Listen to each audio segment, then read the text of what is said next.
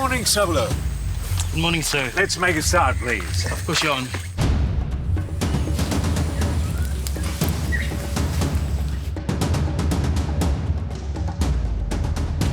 Masalo is CD8 bullet. Meilelain on ko kupu. Our dogs have more authority.